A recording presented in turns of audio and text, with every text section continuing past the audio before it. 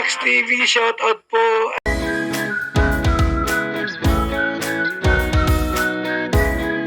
Yun, maligayang pagbabalik po sa ating YouTube channel guys, Reax TV. Nagpick natin po ngayon guys ay patungkol po ito kay Idol Kalingap Rab guys at sa Kalingap Angel guys. Ini-interview niya isa't isa kung ano ang kanilang nararamdaman po guys kung wala na sa Erica sa kanila na hindi na nila kasama guys. Yan po ay ating saksihan po mamaya guys. So, pero bago ang lahat, huwag kalimutang mag-like at subscribe kay Kuya Bal Santos Matubang, Kalingap Rap, Ate Edna Vlogs, Team Kalingap, lahat ng co-reactors dyan, no? Shout out at paki-like and subscribe po, paki-supportahan po natin ang lahat ng Team Kalingap, charity vlogger, lahat-lahat mga Kalingap. Shout out sa aking mga silent subscribers, silent viewers, paki-support naman po sa ating munting channel Reax TV. So tara guys, atin ang masaksihan po guys ang sinasabi po at in-interview po ni Idol Kalingap Rap. Camera roll out. Naman Rachel, pag-aaral mo, hindi mo naman napapabayaan kahit nag-vlog ka. Very good. Buti nakarating ka rin dito.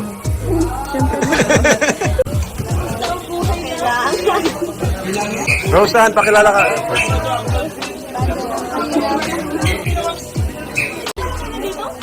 Kakarating lang. Marami pang pusay ko lang kami. Kamusta? Kamusta? Kamusta ka naman? Okay lang. Okay lang. Kayo, kamusta ka? Okay lang din. Ano? I-vlog.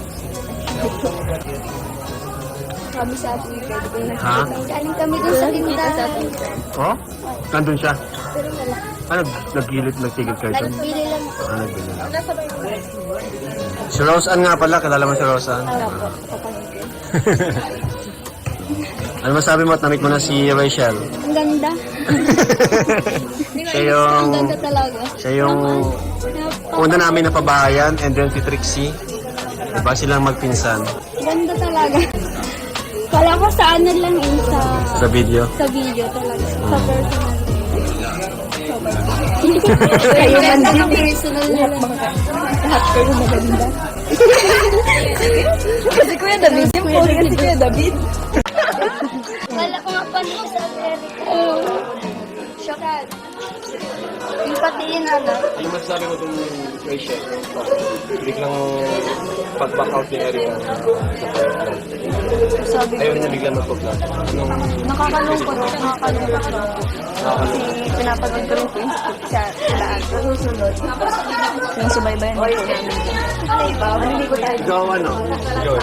Anong masasabi mo? May baka maiyak ako yan. Ayun po, sad po kasi nabawasan po yung Kalingap Angel. Tapos yung friendship po, hindi na po kasi minsan po, hindi nag-aano yung schedule. Tapos, ayun, sayang po. Sayang yung friendship. Pero okay naman. Hindi naman, opo, kaso bihira talaga. bihira talaga. Opo. Makakasama. Nagulat po, tapos parang nasad din. Kasi, bakit nawala na gano'n? Para biglang hindi mo siya mapablangga. So, marami na pong pinagsamahan. Tapos ganyan bigla-bigla. Kasi parang mababawasan na po yung Kalingap ko yung Diyos. Iyak na naman si Dara Bells. Ano po? Sad. Kasi hindi ko naman po siya masyadong nakasama. Pero ang bait po sobra ni Ate Erica. Kaya respect the decision na lang po. Wala naman pong magagawa. Yun lang. Tanong naman natin si Rachel. Ikaw Rachel, kumusta naman? Okay lang ba sa'yo na, ayun, na hindi ka nakabilang sa Kalingap Angels? Sa akin po, okay lang po. Naintindihan ko man po yun. Tsaka may mga mas deserving pa po na dun sa na yun. Tsaka Kasi po, tapos man na po baga ako. Kaya gusto ko po Tsaka pabor din po sa akin na ganun. Kasi nga po, di din po ako nakakasama dahil nga po sa busy din po ako palagi. Kaya, Hindi ka naman pressure na kailangan mo. na din po ako at sabi ko, wala na akong time sa ni Kuya Rob. Grabe ka. Kaya sabi ko, Sabi ko nga, sa beneficiaries ka lang naman sa Kalingap. Pamilya pa rin tayo sa Opo. Naintindihan ko naman po yun. Tsaka di naman po big deal. Pero ba't malungkot pa rin kayo? Tinapik kasi yung kay Erica ay. Kaya nga, Tinapik yung kay Erica. Pero, actually, binati pa naman niya ako. Di naman kami, yung connection, yung ano namin, yung communication. Yung communication namin, di pa naman napuputol kasi friend pa rin naman kami sa FB and sa Messenger. So, binati naman niya ako kanina ng happy birthday at nag-sorry pa rin siya sa akin. Kaya, ang pinaka-ano ko talaga dito si Erica ay meron talaga siyang dahilan na hindi na natin kailangang alamin. Meron siyang dahilan. So, respetuhin po natin yon. Basta respetuhin na lang natin siya.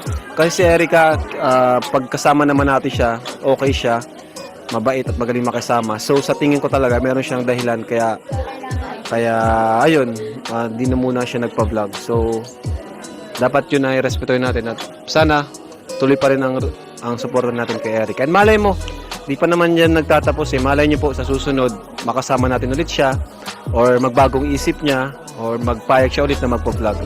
Yun naman ang sabi ko sa kanya na kung sakaling kailangan niya tayo, andito pa rin kami. Guys, nasaksihan na po natin ang interview po ni Idol Kalingap Rab guys sa ating Kalingap Angel guys, no? So, kulang po talaga sila. Miss na nila si Erica guys, no? Ang sabi po ni Diwata Joy, Dara at Meros po mga Kalingap. So, yan lang po. Ang sabi po ni Rachel po mga Kalingap ay okay naman po na wala siya sa Kalingap Angels dahil busy naman po siya. Yan po ang sabi ni Idol Rachel Morales Vlog. So yun mga Kalingap, hanggang dito lang po muna, no? Hanggang susunod natin pagkikita mga Kalingap. Sana susunod natin pagkikita ay marami po tayong pag-uusapan mga Kalingap. So kung hindi ka pa po subscribe sa ating YouTube channel, please like, share, and subscribe naman po at i-on ang notification bell for more updates. So, hanggang dito lang po muna guys ang ating Kalingap Reacts TV update ngayong araw. Ingat kayo lagi. Bye bye and God bless.